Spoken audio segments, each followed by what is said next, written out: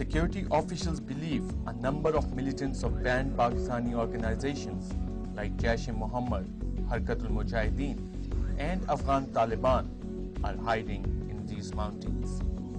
A senior police officer told us that most of these organizations function separately but are now united in their fight against the government.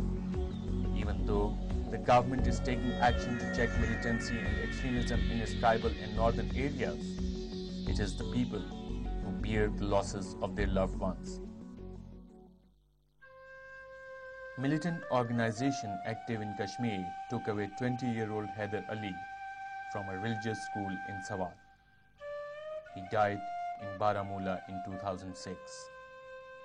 The militant organization visited the family to celebrate his martyrdom.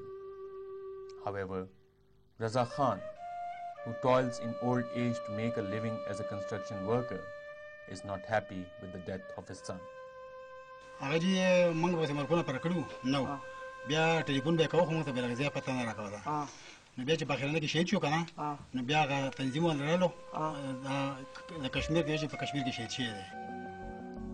violence spreads in Sawat, it is not only the personnel of the security forces or the militants dying in the militancy. There is also a huge collateral damage. These are the graves of the innocent victims of the July 15 suicide bombings in Tehsil Matta of district Sawat. The sun set on the life of 4-year-old Nazia and 15-year-old Amjad, who now lie buried in this graveyard along with their father Fazal Rahim. They are the innocent victims of terrorism who were just present there when the suicide bombers targeted the convoy of the security forces and the roof of their house collapsed. The militant activities in Sawat have greatly affected the livelihood of the people. Tourism, which drives the economy of the area during summers, is badly affected. हमारे पास एक बेहतरीन areas है कालाम मदयन मलम जब्बा अमर गजार वो यहाँ पे stop हुआ लेके और आज हम जब देख के ना रोना आ जाता है क्योंकि हिसाब से तकरीबन पिछले साल जब लोग आ रहे थे उस हिसाब से तकरीबन 75-80% लोग जो है ना वो कम तकरीबन हो गए. The effect on livelihood of the people is again feeding into a cycle of poverty. Unable to support children, some parents send their children to village schools where they have the comfort of knowing that they get food, shelter, clothing, and some sort of education. But moderate religious leaders believe it is the militant training at some madrasas which is troubling. हम इस दरसगाह को महफूज करना चाहते हैं और इस culture से निजात दिलाना चाहते हैं कि इन तालिबे इल्मों के हाथ में कलाशनकोफ की बजाय इल्म का कलम होना चाहिए ताकि वो पढ़ लिख कर मुआशरे में एक अच्छा इंसान बन सकें और अपनी फैमिली को सपोर्ट कर सकें. Though efforts are being made for peace in Sawat through Tribal Council of Elders or Jirgas, similar efforts in the past have failed to yield results. Some officials believe that peace agreements have been used by the militants to consolidate their positions. In Sawat, threats by the clerics force the government to warn the non-governmental organizations to take precautions. Like in many areas in the frontier province, there are these people who are militants who don't allow teams to go and administer polio draws, for example. They term them un-Islamic. They don't allow women, children, girls to go and attend school. The government has decided to send in troops in Sawat to check this increasing wave of militancy, resulting in a tense standoff and attacks on security forces. In its initial reactions, the government said the attacks on security forces were a reaction to the operation against Lal Masjid. But the ease with which the security forces convoys were targeted indicated a much deeper support base for militants.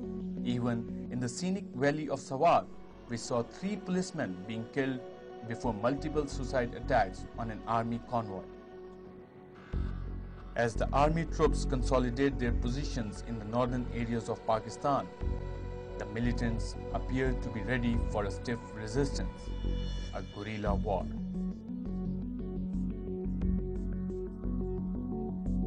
We saw the police in Sawat confined to their police stations with barricades and bunkers to protect against possible militant attacks.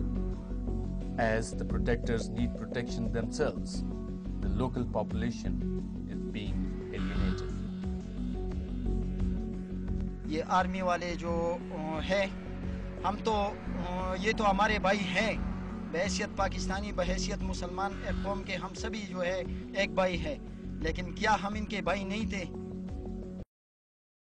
मुर्दे ये जख्मी यहाँ पर बेयार मददगार पड़े थे और इमदाद के लिए पुकार रहे थे। हमने सड़क पर बारहा आने की कोशिश की ताकि कैजुअल्टीज़ जो है अगर उनमें कोई ज़ख्मी हो तो हम उनके जो है इमदाद करें।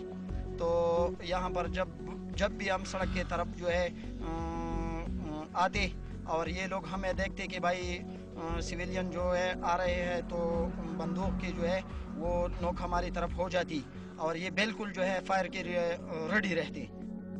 Analysts believe that unless the government makes a conscious effort to control the propaganda factories in Sawat, the scenic tourist resort will continue to sit on a powder keg, ready to blow up any time in a fate, if not worse than North Waziristan, then very much similar to it. With a patronizing approach of appeasement couched in terms like engagement and dialogue or peace deals, the government may be able to slow down the process set in motion in Sawat. Till then, it will be families like that of Islam Gul who will be left behind to bear the loss of their loved ones. Leaving behind a pregnant wife, 2 daughters and a son, Islam Gul died while trying to protect the security forces convoy.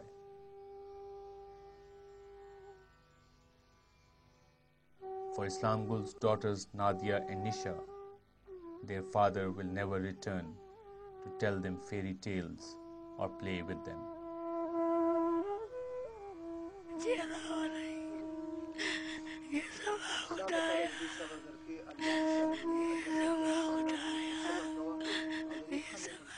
For Islam Gul's mother, it's a loss which cannot be compensated by the government. ما تقلقوا ولا ما بلد الأرض ما برا صور شيء يا خدايا